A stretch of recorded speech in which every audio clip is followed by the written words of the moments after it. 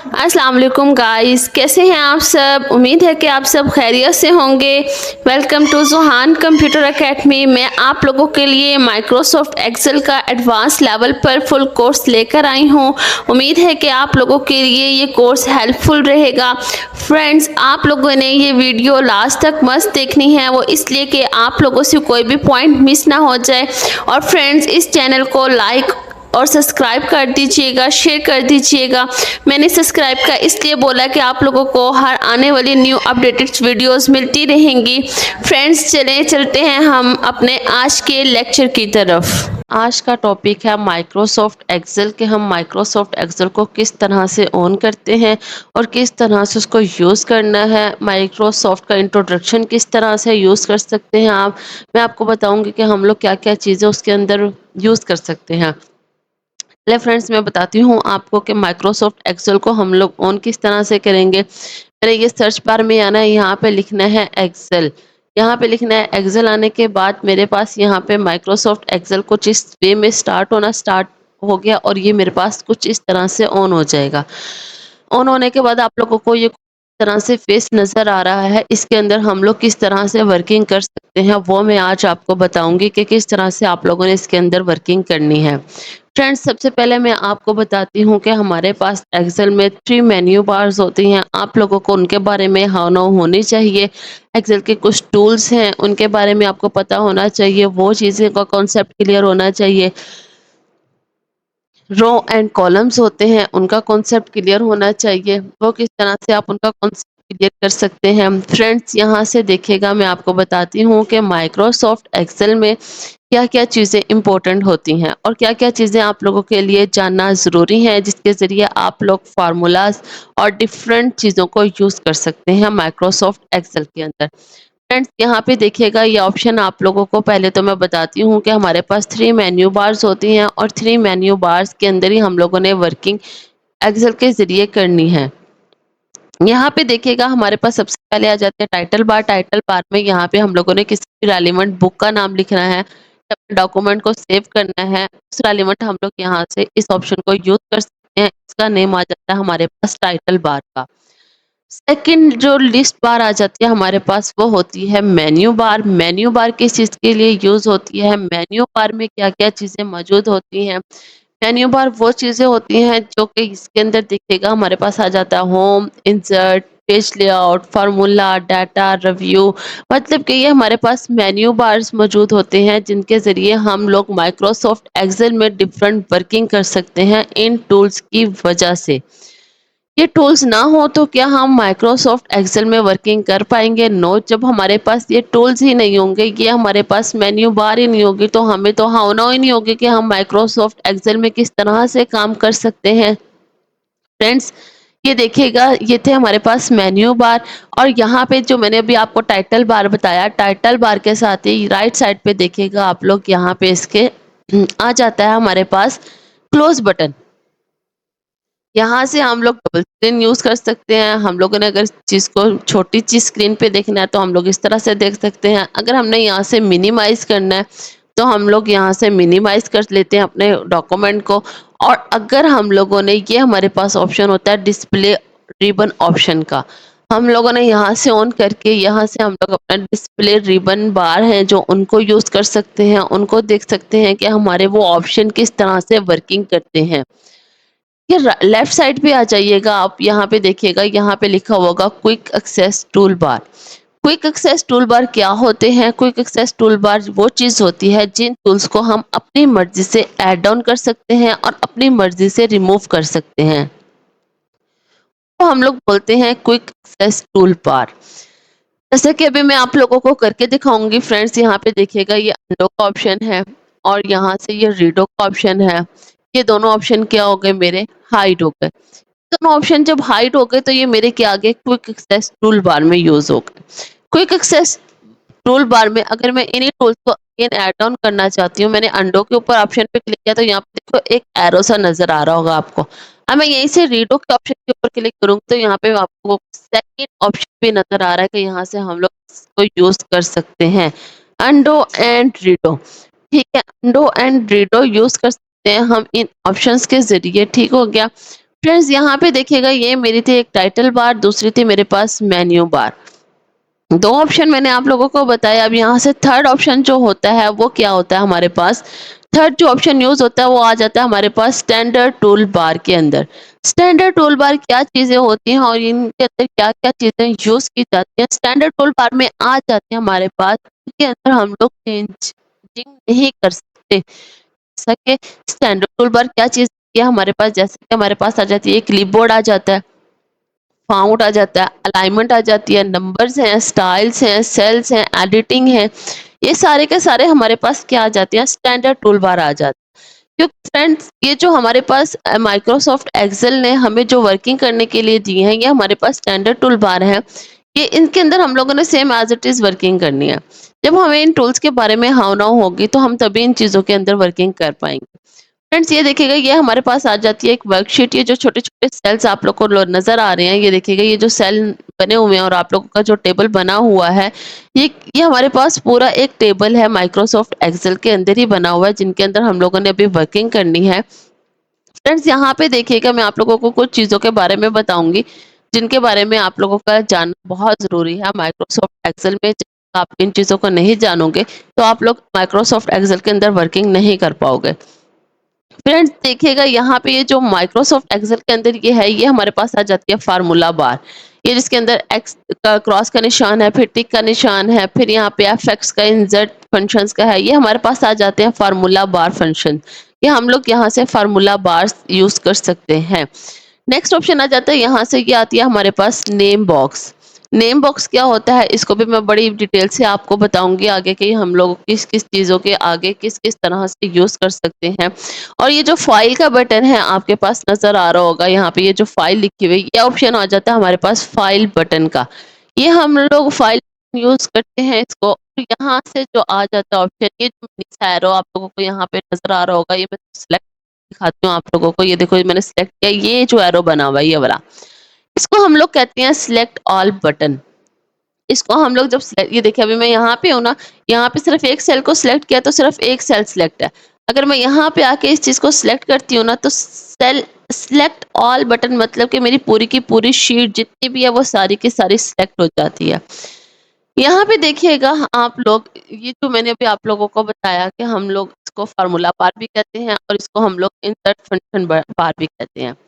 ठीक है, next option आ जाता है आप लोगों के पास सिलेक्टर शीट बटन।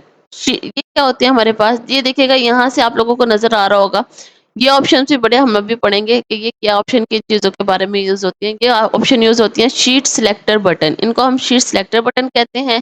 और जो ये हमारे पास शीट्स आ रही हैं, ये शीट है, इसको हम लोग शीट टैब कहते हैं। और ये जो प्लस का निशान नज़र आ रहा है आप लोगों को, यहाँ से हम लोग अपनी न्यू शीट्स को इंसर्ट कर सकते हैं। हम लोगों ने कितने भी अपने न्यू शीट्स लेनी है, हम यहाँ से इंसर्ट करेंगे। नेक्स्ट ये देखिएगा यहाँ से ये हमारे पास कौन सा बटन है, ये हमारे पास आ जाते हैं व्यू बटन।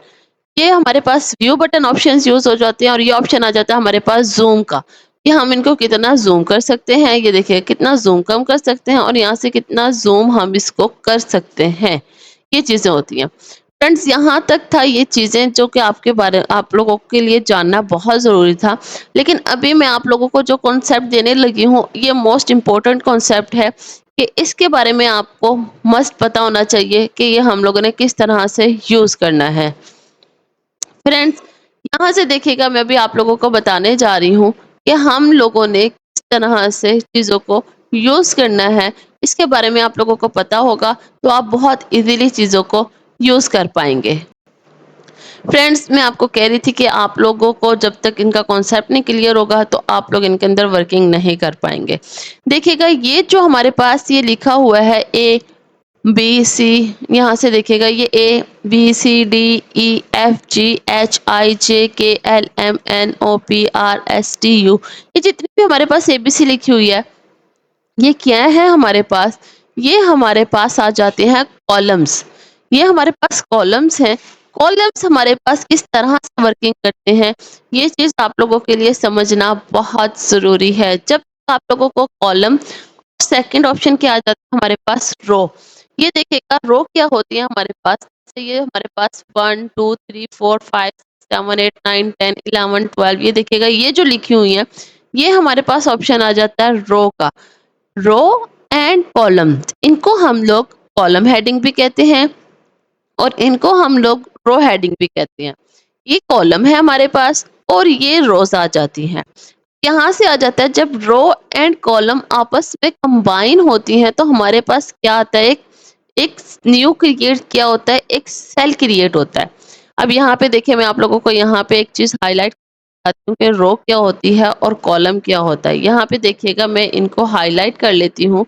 ये क्या है हमारे पास जी, ये आ रहे हैं हमारे पास कॉलम्स। ये देखिएगा मेरे पास ये क्या आ रहे हैं, ये मेरे पास है कॉलम। अब रो कौन सी है, अब देखिएगा ये एफ वाला मेरे पास आ गया है कॉलम और मेरे पास रो कौन सी आ रही है, मैं यहाँ से ये वाली रो सेलेक्ट कर लेती हूँ। यहाँ पे मैं रो का कलर भी चेंज कर देती हूँ, ये मेरे पास आ जाएगी जी row. Row and column, row and column क्या है, ये दोनों मेरे पास रो कॉलम को जब हम एक कंबाइन आपस में मिलते हैं तो हमारे पास एक न्यू चीज क्या क्रिएट होती है, वो होती है सेल। यहाँ पे देखिएगा ये हमारे पास क्या बन रहा है, एक सेल। जब रो बनाया और कॉलम बनाया तो उसके बाद एक चीज क्रिएट हुई, वो हुई हमारे पास सेल। सेल क्या होता है, अब क्वेश्चन है कि सेल होती क्या चीज है। सेल वो चीज होती है जिसके अंदर हम लोगों ने वर्किंग करनी होती है, जिसके अंदर हम लोग अपने डाटा को एंटर करते हैं। आप लोगों ने अक्सर चीजें देखी होंगी कि हम लोग डिफरेंट चीजें बना रहे होते हैं, उसके अंदर क्या क्या चीजें बन जाती हैं हमारी। मैं आपको बताती हूँ, हम लोग चार्ट्स बनाएंगे, इसके अंदर हम लोग फिनांस से रेलिवेंट जो वर्किंग होती है हम लोगों ने वो करनी है। हम लोगों ने इनकम स्टेटमेंट लिखनी है, हम लोगों ने स्टूडेंट रिजल्ट कार्ड बनाना है, अगर हम लोगों ने एक्सपेंस शीट बनानी है या फिर एडमिशन डाटा एंट्री फॉर्म बनानी है, यानी कि देखिएगा इन चीजों के अंदर हम लोग को क्या यूज करेंगे, सेल का। अब एक्टिव सेल और पैसिव सेल्फ क्या होता है हमारे पास। एक्टिव सेल और पैसिव सेल्फ क्या चीजें होती हैं, अब यहाँ से देखिएगा जिन चीजों के अंदर, जिस सेल के अंदर हम लोग वर्किंग कर रहे हैं वो सारे के सारे सेल क्या है, हमारे एक्टिव सेल हैं। अब यहाँ पे देखिएगा इस सेल के अंदर मैं यहाँ पे इस सेल को थोड़ा हाईलाइट कर देती हूँ कि यहाँ से मैं इसको कलर, यहाँ पे मैंने इसको रेड कर दिया। सिर्फ यही सेल मेरे पास एक्टिव है, बाकी सारे सेल क्या है मेरे पास पैसिव सेल्स में यूज होते हैं। बाकी सारी शीट मेरी पैसिव सेल है, जिस सेल के ऊपर मैं वर्किंग कर रही हूँ सिर्फ और सिर्फ वही सेल मेरा एक्टिव सेल कहलाएगा। बाकी सारे सेल्स क्या होंगे, मेरे पैसिव सेल में यूज होंगे। अब यहाँ से देखिएगा फ्रेंड्स, मैंने इस सेल को सिलेक्ट किया हुआ, मेरे पास आ रहा है जे का कॉलम है और रो कौन सी आ रही है, 6। और मैंने आपको बताया नेम बॉक्स में आके आपको डिटेल्स बताऊंगी। देखिएगा इस नेम बॉक्स के अंदर क्या नेम आ रहा है मेरे पास, जे की 6। किस तरह से आया, इसका एक सेल एड्रेस नेम बन गया। यहाँ पे देखिए ये मेरे पास कॉलम आ रहा है जे वाला और रो आ रही है मेरे पास 6। ये देखिएगा मैं यहाँ से आप लोगों को ये चीज, जितनी मेरे पास यहाँ पे कॉलम, जितने यहाँ तक कॉलम आ रहा है मैं इसको आप लोगों को हाईलाइट करके दिखाती हूँ दूसरे कलर से। लाइक ये देखिएगा मैं रेड वाले सेल को नहीं सिलेक्ट करती क्योंकि ये मेरे पास एक सेल है। यहाँ से मैं इसका कलर चेंज करती हूँ, ये मेरे पास क्या बना, कॉलम है जे का और यहाँ से रो कौन सी बन रही है, 6 वाली। अब ये देखिएगा मैं यहाँ से भी आप लोगों को फिल करके दिखाती हूँ कलर्स। यहाँ से मैं इसका ये कलर ले लेती हूँ, ये देखिएगा ये मेरे पास बन गया जे की और रो कौन सी आ गई, 6। अब इस कॉलम के थ्रू में यहाँ नेम बॉक्स के अंदर क्या आ रहा है, नेम बॉक्स क्या आ रहा है, जे की 6। अब ये था मेरे पास एक सेल एड्रेस जो मेरा बना, जिसके जरिए हम लोगों ने वर्किंग करनी है, जितना भी हम लोगों ने एक्सेल में चीजें यूज करनी है, हमारा सेल एड्रेस कॉन्सेप्ट क्लियर होना चाहिए। जब तक आप लोगों का सेल एड्रेस ये जो क्लियर नहीं होगा तो आप लोग कोई भी फार्मूला अप्लाई नहीं कर पाएंगे। ये मोस्ट इंपॉर्टेंट है कि आप लोगों का इसके अंदर कॉन्सेप्ट क्लियर होना मस्ट है। अब यहाँ से देखिएगा मैं यहाँ पे कोई एक नेम मेंशन कर देती हूँ। एग्जांपल मैं यहाँ पे ऐड डाउन कर देती हूँ सीरियल नंबर और यहाँ पे आ जाता है जी नेम, या फिर एग्जांपल ले लेते हैं हम लोग, यहाँ अपनी अकेडमी से रेलिवेंट ही नेम ऐड कर लेते हैं। यहाँ पे मैं लिख लेती हूँ जुहान कंप्यूटर अकेडमी। यहाँ पे मैंने सुहान कंप्यूटर अकेडमी लिखा, लेकिन सुहान कंप्यूटर अकेडमी देखिएगा ये बहुत ही ज्यादा लेंथी वे में जा रहा है। ऐसा ही है, ये बहुत ज्यादा लेंथ वे में जा रहा है। मैंने इसको किस तरह से एडजस्ट करना है, किस तरह से यूज करना है, ये भी मैं अभी आप लोगों को बताऊंगी। यहाँ से देखिएगा मैंने इसका अगर फाउंट साइज सेम यहाँ से अगर चेंज करना है तो मैं यहाँ से अपना कोई भी एक फाउंट स्टाइल सिलेक्ट कर सकती हूँ। मैंने यहाँ से फ़ॉन्ट स्टाइल को सिलेक्ट कर लिया और यहाँ से इसका मैं फ़ॉन्ट साइज़ इंक्रीज़ करना चाहूँ और इसको मैं बोल्ड करना चाहूँ तो ये देखिएगा मेरा कुछ इस तरह से लिखा जा रहा है। लेकिन ये मेरा एक सेल के अंदर नहीं आ रहा।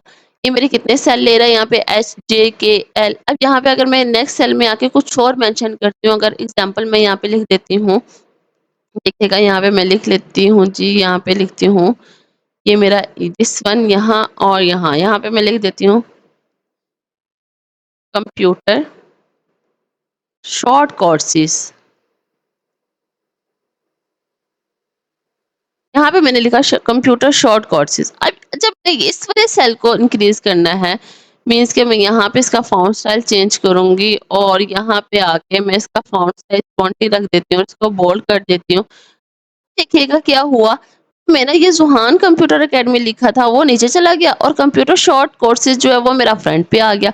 लेकिन मैं चाहती हूँ कि मेरा सेम एज इट इज़ ये सेल एडजस्टेबल होने चाहिए। किस तरह से एडजस्टेबल होंगे ये आप लोगों को मैं अभी करके दिखाऊंगी कि किस तरह से हम इन सेल्स को एडजस्टेबल कर सकते हैं, किस तरह से इन सेल्स के अंदर हम लोग वर्किंग कर सकते हैं।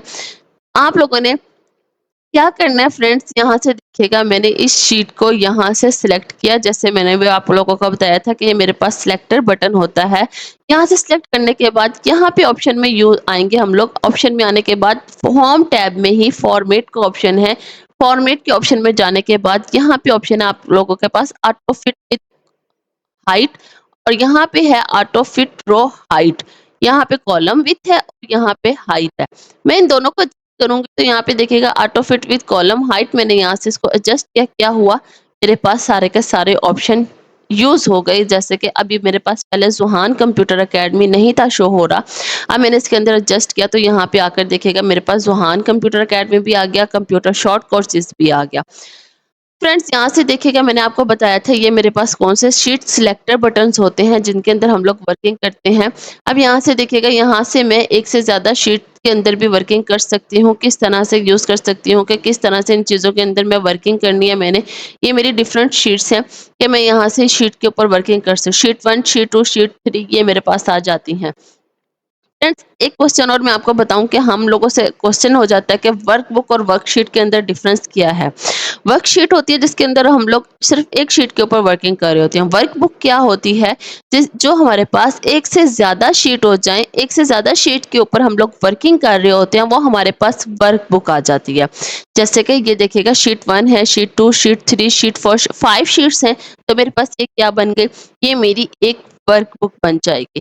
वर्कबुक के ऊपर हम लोग वर्किंग करना हमारे लिए बहुत ईजी होता है क्योंकि एक ही शीट लेते हैं, एक ही शीट के ऊपर हम लोग वन बाय वन वर्किंग कर रहे होते हैं। एग्जाम्पल यहाँ पे देखिएगा शीट नंबर 1 है, यहाँ पे मैं इसको अगर रीनेम करना चाहती हूँ, मैं इसको रीनेम करना चाहती हूँ तो मैं इसको रीनेम किस तरह से कर सकती हूँ, मैं वो भी अभी आपको बताती हूँ कि मैंने इसको रीनेम किस तरह से करना है और किस तरह से इसको यूज करना है।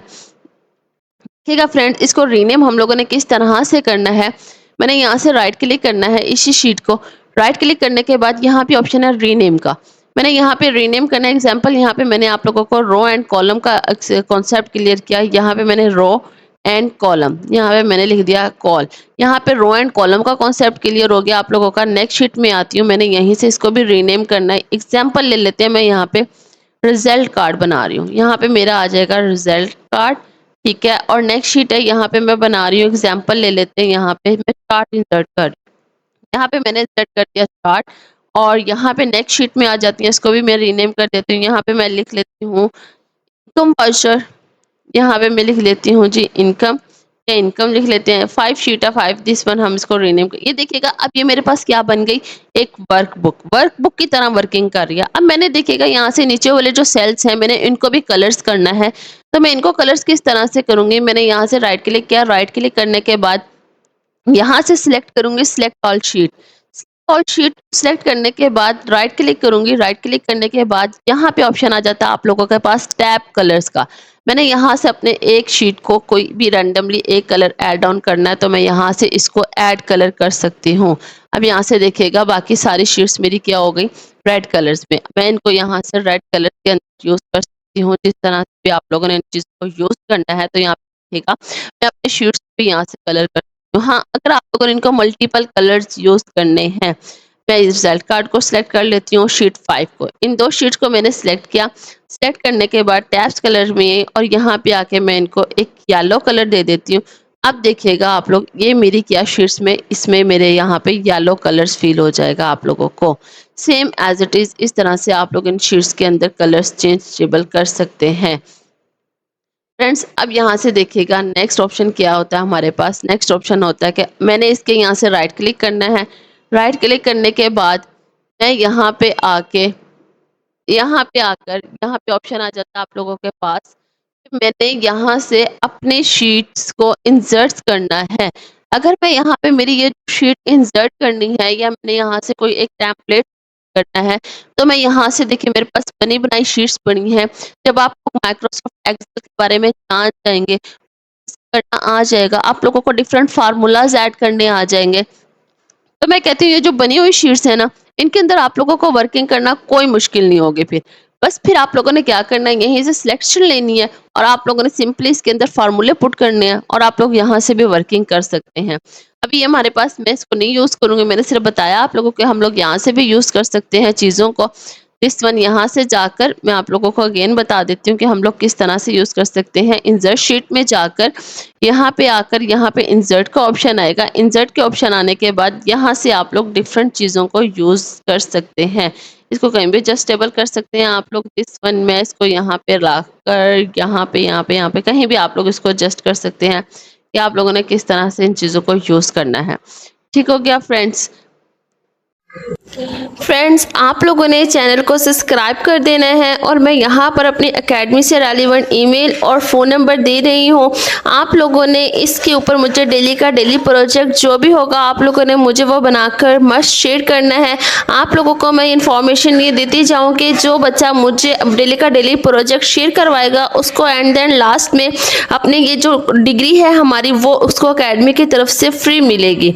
फ्रेंड्स, मुझे दुआओं में याद रखिएगा। अल्लाह हाफिज़।